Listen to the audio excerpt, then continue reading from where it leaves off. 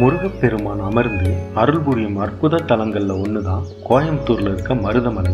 இந்த கோவிலோட வரலாற்றையும் சிறப்பம்சத்தையும் இந்த காணொளி பதிவுல பார்க்கலாம் வாங்க. குன்று இருக்கும் இடமெல்லாம் குமரன் இருக்கும் இடம் என்பது வாக்கு. அதாவது மலைகள் இருக்க இடத்துல எல்லாம் முருகன் இருப்பாருன்னு சொல்லுவாங்க. முருகர் அமர்ந்து அருள் புரிகிற அற்புத தலங்கள்ல ஒண்ணுதான் கோவையில் இருக்க மருதமலை. மருதமலை முருகனை பத்தி அருணகிரிநாதர் பாடல் ஒண்ணுல தெளிவா குறிப்பிட்டிருக்காரு.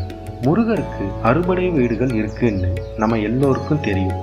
ஆனா இந்த மருதமலை முருகரோட 7ஆம் படை வீடு அப்படின்னு புகழ்பெற்ற ஒன்னா விளங்குது. மருதமலையில முருகனோட அருள் பெற்ற பாம்பாட்டி சித்தர் முருகனுக்கு புது சிலையே வடிச்சார். இந்த சிலை தான் கருவறையில இருக்கு. 2 கரங்களோடு உள்ள இந்த முருகப்பெருமான் பழனியில உள்ள முருகனை போலவே வலது கையில தண்டத்தோடும் இடது கையை இடுப்புல வச்சது போலையும் நமக்கு காட்சி தர்றாரு. தலையில குடுமியும் காலில் தண்டையும் அணிஞ்சிருப்பாரு. தினமும் ராஜ அலங்காரம், சந்தன காப்பு, விபூதி காப்பு அப்படின்னு 3 வித அலங்காரத்தோட காட்சி தருவாரு. விசேஷ நாட்கள்ல வெள்ளிக்காப்பும், கிருத்திகை மற்றும் தைப்பூச நாட்கள்ல தங்க காப்பும் அணிவாரு. அர்த்த ஜாம பூஜையில மட்டும்தான் மருதமலை முருகனை தண்டாயுத பாணியா சுயரூபத்துல பார்க்க முடியும்.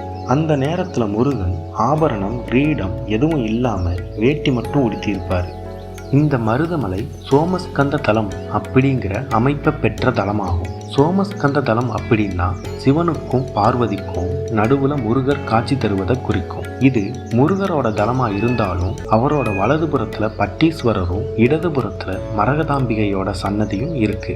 பஞ்சவிருட்சக விநாயகர் இருக்கதும் இங்கதான். அதாவது பொதுவாகவே விநாயகர் அரச மரத்தோட அடியில மட்டும்தான் வீற்றிருப்பாரு.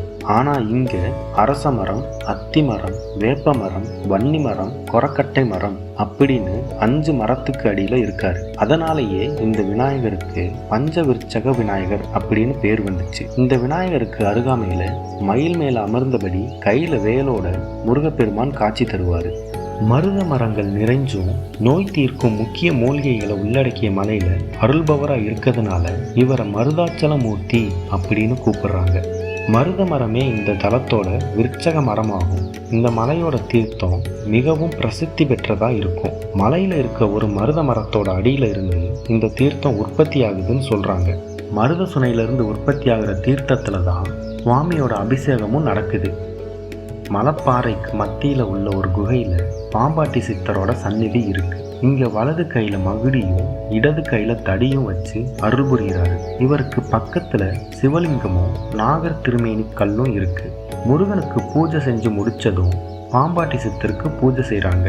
பாம்பாட்டி சித்தர் இப்பவும் இங்க முருகனுக்கு பூஜை செய்யறதா ஒரு ஐதீகம் இருக்கு. பாம்பாட்டி சித்தர் சந்நிதியில உள்ள பாறையில நாக வடிவம் ஒன்று இருக்கும். அதுல இருக்க நாக வடிவுல முருகன் சித்தருக்கு காட்சி தந்ததா இந்த தலத்தோட புராணம் சொல்லுது. இந்த நாகத்தை முருகனா பாவித்து மக்கள் வழிபட்டுட்டு வர்றாங்க. அந்த பாறைக்கு பின்புறம் உள்ள பீடம் போன்ற அமைப்புல 3 வடிவங்கள் இருக்கு. அந்த வடிவத்தை சிவன், கணபதி, அம்பிகையா நினைச்சு பூஜை செஞ்சுட்டு வர்றாங்க. பொதுவாகவே முருகன் தான் பெற்றோருக்கு நடுவுல காட்சி தருவாரு. இங்க விநாயகர் பெற்றோருக்கு நடுவுல காட்சி தர்றது மிகவுமே சிறப்புக்குரியது.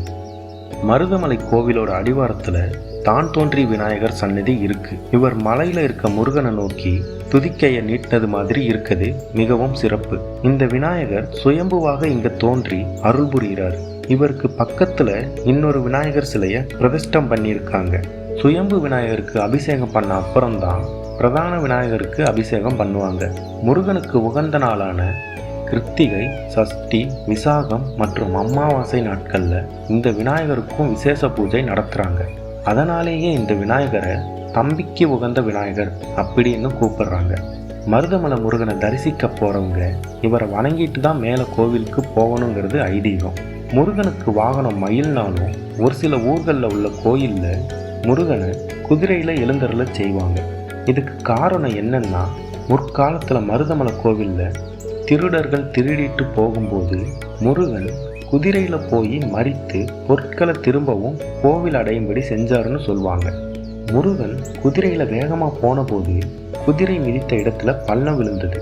மலைப்பாதையில உள்ள ஒரு பாறையில இந்த தடம் இருக்கு. இங்க இருக்க மண்டபத்துல முருகன் குதிரையில வந்த ஒரு சிற்பம் இருக்கு. பழமை வாய்ந்த சிவன் கோயில்ல சிவன் சுயம்புலிங்கமா காட்சி தருவார். ஆனால் இந்த தலத்தில் முருகன் சுயம்பு மூர்த்தியாக இருக்காரு. இவரோட வள்ளியும் தெய்வானையும் சுயம்பு வடிவில் இருக்கிறது சிறப்பு. இந்த முருகனையே இந்த தலத்தோட ஆதிமூர்த்தின்னும் இவர் இருக்க சன்னதி ஆதி மூலஸ்தானம்னு குறிப்பிடுறாங்க. ஆதிமூர்த்திக்கு முதல்ல பூஜை செஞ்ச அப்புறம்தான் பிரதான முருகனுக்கு பூஜை நடக்குது. கிருத்திகை நாட்கள்ல மக்கள் அதிக அளவுல பாலாபிஷேகம் செஞ்சு வழிபடுறாங்க. நீங்க மறுமுறை மருதமலைக்கு போகும்போது மேலே காணொளியில பார்த்தவற்றை எல்லாம் நல்லா கவனிச்சு பார்த்துட்டு வழிபட்டுட்டு வாங்க. முருகரோட அருள் அனைவருக்கும் முற்றிலும் கிடைக்கட்டும். ஓம் சரவண பவன். இதே போல நிறைய வீடியோக்களை காண உங்கள் சுகாஷ் சுட்டி ஸ்டோரி சேனலை சப்ஸ்கிரைப் பண்ணிட்டு கூடவே பெல் ஐக்கானையும் கிளிக் பண்ணிடுங்க.